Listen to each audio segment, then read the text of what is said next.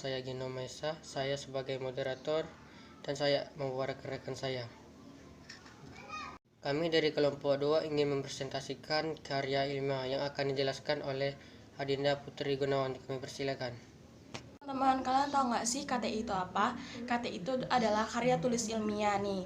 Jadi, setiap judul laporan atau laporan hasil penelitian kalian itu akan dibuat suatu kayak karya ilmiah. Kalian mau tahu karya ilmiah kalian apa?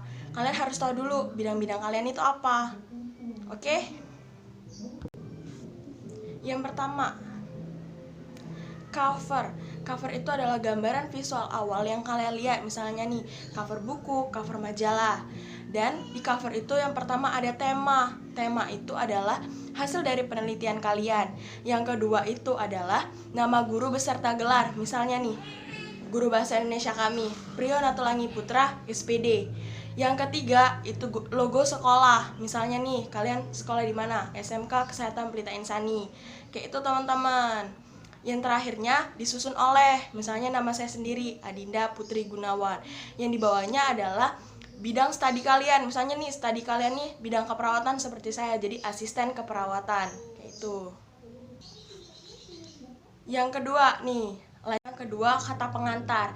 Yang pertama tuh ucapan syukur atas terjadinya atau atas pembuatan karya ilmiah kalian.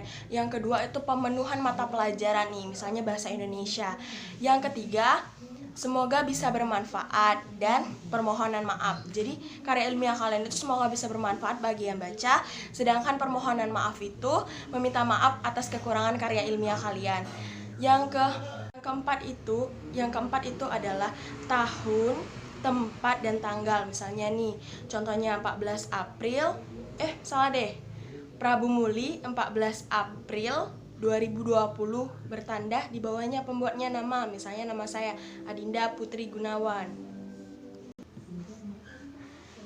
Yang ketiga, daftar isi. Ada yang tahu nggak sih daftar isi itu apa? Daftar isi itu ada yang titik yang ujungnya angka. Daftar isi itu adalah suatu halaman di mana di suatu karya ilmiah itu pasti ada, agar memudah seorang pembacanya agar tahu tentang halaman-halaman yang kalian buat, dan tidak memudah untuk membolak-balikkan karya ilmiah kalian, dan itu mempermudah untuk mencari tulisan kalian. Oke? Saya di sini akan menjelaskan pendahuluan dan metode penelitian dari karya ilmiah. Di pendahuluan ada latar belakang, identifikasi masalah, tujuan, dan ruang lingkup. Di latar belakang biasanya kita menjelaskan mengapa topik karya ilmiah itu kita buat. Di identifikasi masalah, di sini biasanya kita mengidentifikasikan masalah penelitian yang kita teliti. Tujuan dari karya ilmiah adalah sebagai wahana melatih mengungkapkan pemikiran atau hasil penelitian dalam bentuk tulisan ilmiah yang sistematis. Di ruang lingkup, isinya itu dari inti sebuah karya ilmiah yang akan kita lakukan penelitian. Di metode penelitian ada dua, yaitu kuantitatif dan kualitatif. Dan teknik pengumpulan data ada tiga. Yang pertama, observasi. Yang kedua, study dokumen, atau bisa dapat dari sebuah dokumentasi atau sebuah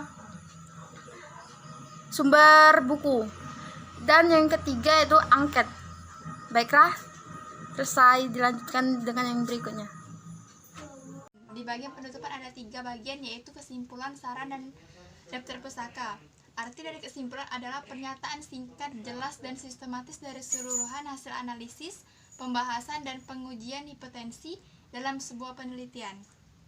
Di bagian kedua adalah saran. Saran adalah usul atau pendapat dari seorang penelitian yang berkaitan dengan pemecahan masalah yang menjadi objek penelitian atau kemungkinan penelitian lanjutan.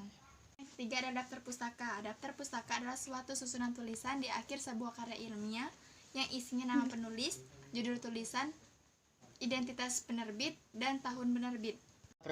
Itulah presentasi dari kami. Apabila ada kata yang salah mohon dimaafkan. Kepada Allah saya mohon ampun. Saya akhiri. Wassalamualaikum warahmatullahi wabarakatuh.